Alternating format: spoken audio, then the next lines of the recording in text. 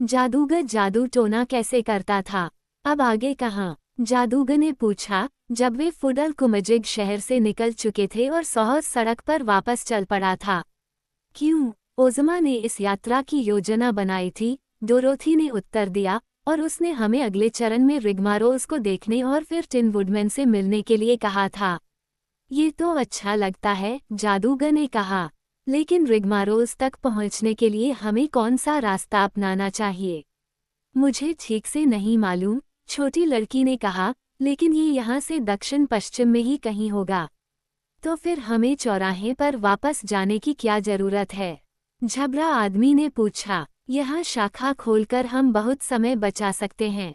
कोई रास्ता नहीं है, चाचा हेनरी ने जोर देकर कहा। तो बेहतर होगा कि हम संकेतक स्तंभों के पास वापस जाएं और अपना रास्ता सुनिश्चित करें, डोरोथी ने निर्णय लिया। लेकिन जब वे कुछ दूर आगे चले गए तो सहज, जिसने उनकी बातचीत सुन ली थी, रुक गया और बोला, यहाँ एक रास्ता है। सचमुच, जिस सड़क पर वे थे, उससे एक धुंधला रास्ता अलग होता हुआ प्रतीत हो रहा था, और वह सुंदर हरे घास के मैदानों और पत्तेदार बागों से होते हुए सीधे दक्षिण पश्चिम की ओर जा रहा था। यह एक अच्छा रास्ता लगता है, ओम्बी एम्बी ने कहा। क्यों न इसे आजमाया जाए? ठीक है, डोरोथी ने उत्तर दिया। मैं ये देखने के लिए उत्सुक हूँ कि रिगमारोस कैसे हैं, और यह रास्ता हमें सबसे जल्दी वहां ले जाएगा। किसी ने भी योजना पर कोई आपत्ति नहीं की, इसलिए सहज उस रास्ते पर मुड़ गया, जो लगभग उतना ही अच्छा साबित हुआ जितना कि वह रास्ता जो उन्होंने फडल्स तक पहुंचने के लिए लिया था। पहले तो वे कुछ पुराने फार्म हाउसों से गुजरे, लेकिन जल्द ही ये बिखरे हुए घर पीछे छूट गए और उनके सामने सिर्फ घास के मैदान और पेड़ रह गए। लेकिन वे खुश होकर आगे बढ़े और आंटी एम ने बिलिना के साथ मुर्गियों को पालने के सही तरीके के बारे में बहस की। मैं आपकी बात का खंडन नहीं करना चाहती, पीली मुर्गी ने गरिमा के साथ कहा, लेकिन मुझे लगता है कि मैं मुर्गियों के बारे में मनुष्यों से अधिक जानती हूँ। अरे, आंटी एम ने जवाब दिया, मैंने लगभग 40 वर्षों तक मुर्गियां पाली हैं, बिलिना, और मैं जानती हूँ कि तुम्हें उन्हें भूखा रखना होगा ताकि वे खूब अंडे दें, और अगर तुम्हें अच्छे ब्रॉयलर चाहिए तो उन्हें भर देना होगा।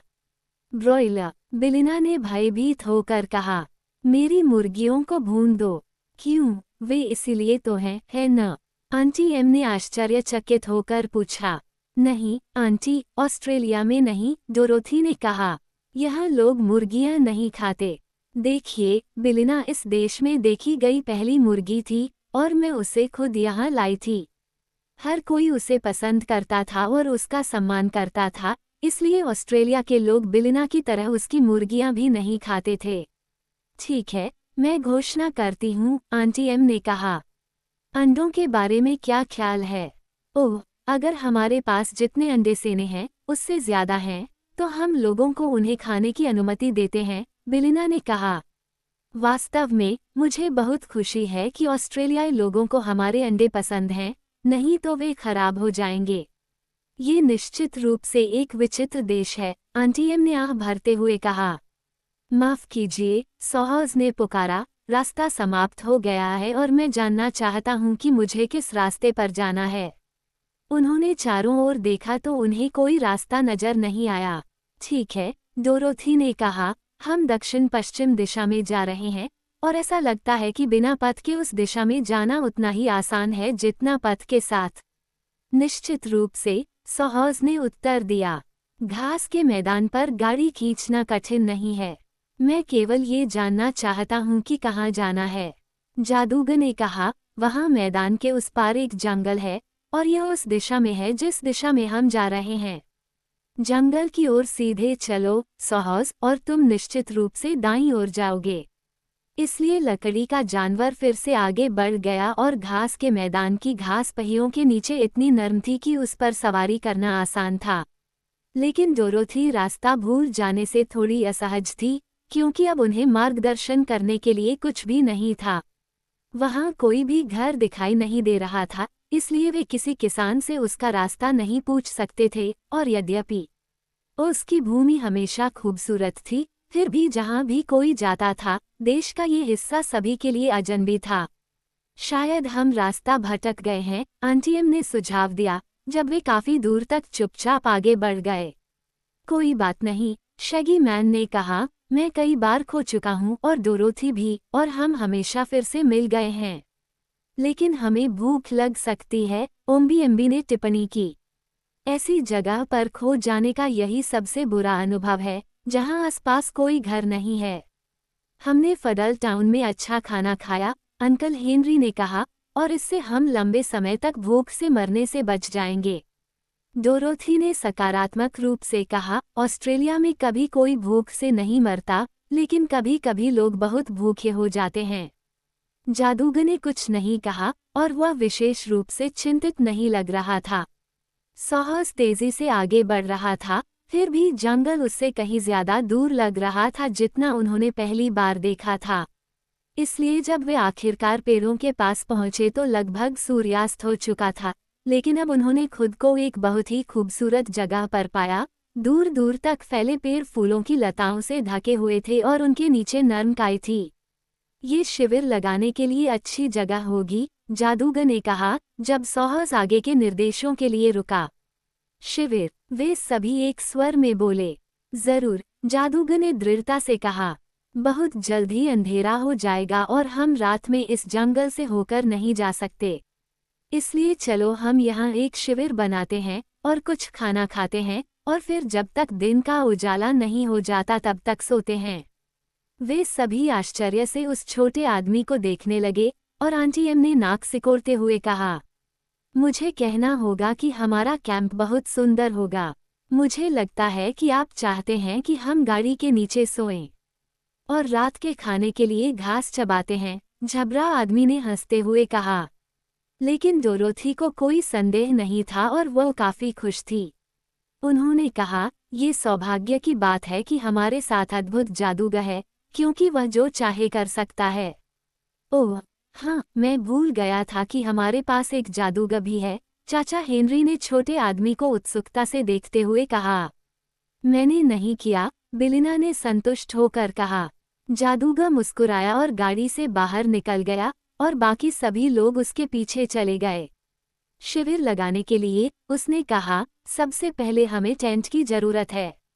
क्या कोई मुझे एक रुमाल उधार दे सकता है? झबरा आदमी ने उसे एक दिया और आंटी एम ने दूसरा। उसने उन दोनों को लिया और जंगल के किनारे घास पर सावधानी से रख दिया। फिर उसने अपना रुमाल भी नीचे रख दिया, और उनसे थोड़ा पीछे खड़े होकर उसने अपना बायां हाथ रुमालों की ओर हिलाया और कहा, कैनवास के तंबू, बर्फ की तरह सफेद। मुझे देखने दो कि तुम कितनी तेजी से बढ़ते हो। फिर देखिए, रुमाल छोटे छोटे तंबू बन गए, और जैसे जैसे यात्री उन्हें देखते गए, तंबू बड़े होते गए, और कुछ ही मिनटों में उनमें से प्रत्येक इतना बड़ा हो गया कि उसमें पूरा दल समा सकता था। ये, जादूगर ने पहले तंबू की ओर इशारा करते हुए कहा, महिलाओं के रहने के लिए है। डोरोथी, तुम और तुम्हारी चाची अंदर जा सकती हैं और अपनी चीजें उतार सकती हैं। हर कोई टेंट के अंदर देखने के लिए दौड़ा, और उन्होंने दो सुंदर सफेद बिस्तर देखे, जो डोरोथी और आंटी एम के लिए तैयार थे, और बिलिना के लिए एक चांदी का बसेरा था। घास के फर्श पर कालीन बिछाए गए थे और कुछ कैंप कुर्सियां और एक मेज ने फर्नीचर को पूरा किया। अच्छा अच्छा अच्छा, ये तो मैंने अब तक जो कुछ भी देखा या सुना है, उससे कहीं बेहतर है, आंटी एम ने कहा, और उन्होंने जादूगर की ओर लगभग भयभीत भाव से देखा, मानो वह अपनी महान शक्तियों के कारण खतरनाक हो सकता है।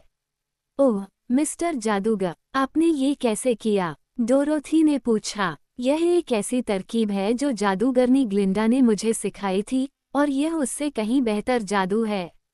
मैं ओमाहा में अभ्यास करता था, या जब मैं पहली बार रोज आया था, उसने उत्तर दिया।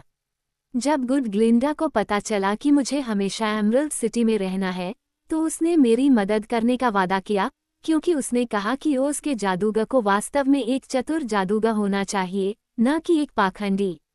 इसलिए हम एक साथ बहुत समय बिता चुके हैं और मैं इतनी तेजी से सीख रहा हूं कि मुझे उम्मीद है कि मैं समय के साथ कुछ वाकई अद्भुत चीजें हासिल कर पाऊंगा। अब तुमने ये कर दिखाया है, डोरोथी ने कहा। ये टेंट वाकई बहुत बढ़िया हैं, लेकिन आओ और पुरुषों के तंबू को देखो, जादूगर ने कहा।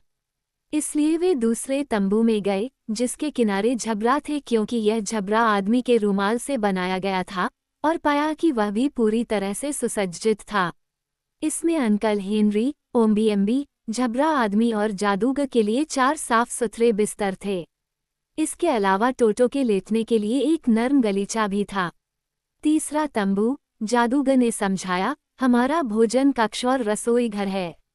उन्होंने अगली बार उस जगह का दौरा किया और डाइनिंग टेंट में एक टेबल और बर्तन पाए, जिसमें खाना पकाने में इस्तेमाल होने वाली बहुत सी चीजें थीं। जादूगर ने एक बड़ी केतली निकाली और उसे टेंट के सामने एक क्रॉसबार पर झूलते हुए रख दिया। जब वह ऐसा कर रहा था तो ओम्बी-एम्बी और शैगी मैन जंगल से टहनियों की आपूर्ति लाए और फिर उन्होंने केतली के नीचे आग जलाई। अब डोरोथी, जादूगर ने मुस्कुराते हुए कहा, मैं चाहता हूं कि तुम हमारा खाना पकाओ।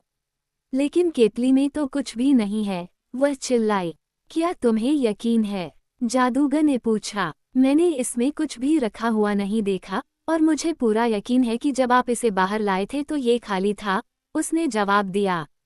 फिर भी, छोटे आदमी ने चाचा हेनरी की ओर चालाकी से आंख मारते हुए कहा, अच्छा होगा कि आप हमारे खाने पर नजर रखें, मेरे प्यारे, और देखें कि यह उबल न जाए। फिर वे लोग कुछ बाल्टी लेकर पानी का झरना खोजने के लिए जंगल में चले गए, और जब वे चले गए तो आंटी एम ने डोरोथी से कहा, मुझे लगता है कि जादूगर हमें बेवकूफ़ बना रहा है। मैंने खुद केतली देखी है, और जब उसने उसे आग पर लटकाया तो उसमें हवा के अलावा कुछ भी नहीं था। चिंता मत करो, बेलिना ने आग के सामने घास में बैठते हुए आत्मविश्वास से कहा। जब केतली को हटाया जाएगा तो उसमें कुछ न कुछ मिलेगा, और वह बेचारी, मासूम मुर्गियां भी नहीं होंगी। तुम्हारी मुर्गी का व्यवहार बहुत खराब है, डोरोथी, आंटी एम ने बेलिना की ओर कुछ तिरस्कार भरी नजरों से देखते हुए कहा। ये बहुत बुरा लगता है कि उसने कभी बात करना सीखा ही नहीं। आंटी एम और बेलिना के बीच एक और अप्रिय झगड़ा हो सकता था, अगर वे लोग उसी समय वापस नहीं आते, अपनी बाल्टी में साफ, चमचमाता पानी भरकर। जादूगर ने डोरोथी से कहा कि वह एक अच्छी रसोइया है और उसे विश्वास है कि उनका खाना तैयार है। इसलिए चाचा हेनरी ने केतली को आग से उठाया और उसमें से सारा सामान एक बड़ी थाली में डाला, जिसे जादूगर ने उनके लिए पकड़ा दिया। थाली में बढ़िया स्टू भरा हुआ था, जो धुआं उगल रहा था, जिसमें कई तरह की सब्जियां और पकौड़ियां और स्वादिष्ट ग्रेवी थी। जादूगर ने विजयी भाव से भोजन तंबू में मेज पर थाली रखी और फिर वे सभी लोग भोजन करने के लिए शिविर कुर्सियों पर बैठ गए। मेज पर कई अन्य व्यंजन भी थे, सभी सावधानी से ढके हुए थे, और जब इन ढक्कनों को हटाने का समय आया तो उन्हें ब्रेड और मक्खन, केक, पनीर, अचार और फल मिले, जिनमें ऑस्ट्रेलिया के कुछ स्वादिष्ट स्ट्रॉबेरी भी शामिल थे। किसी ने ये पूछने की हिम्मत नहीं की कि ये चीज़ें वहाँ कैसे आईं। वे जो भी अच्छी चीज़ें उपलब्ध थीं, उन्हें दिल खोलकर खाकर संतुष्ट हो गए, और टोटो और बेलिना ने उनका पूरा हिस्सा लिया। आप निश्चिंत हो सकते हैं। भोजन समाप्त होने के बाद आंटी एम ने डोरोथी से फुसफुसाकर कहा, ये जादुई भोजन हो सकता है, मेरे प्यारे, और इस कारण से शायद ये बहुत पौष्टिक नहीं होगा, लेकिन मैं ये कहने को तैयार हूँ कि इसका स्वाद मेरे द्वारा अब तक खाए गए किसी भी भोजन से बेहतर था। फिर उसने ऊंची आवाज में कहा, बर्तन कौन धोएगा? कोई नहीं, मैडम, जादूगर ने उत्तर दिया। बर्तन अपने आप सफाई कर लिए गए हैं। ला सेकिस, उस भली महिला ने आश्चर्य से अपने हाथ ऊपर उठाते हुए कहा, क्योंकि जब उसने उन बर्तनों को देखा जो उन्होंने कुछ देर पहले मेज पर छोड़े थे, तो उसने पाया कि वे सभी धुले और सूखे हुए थे और साफ सुथरे ढेर में रखे हुए थे।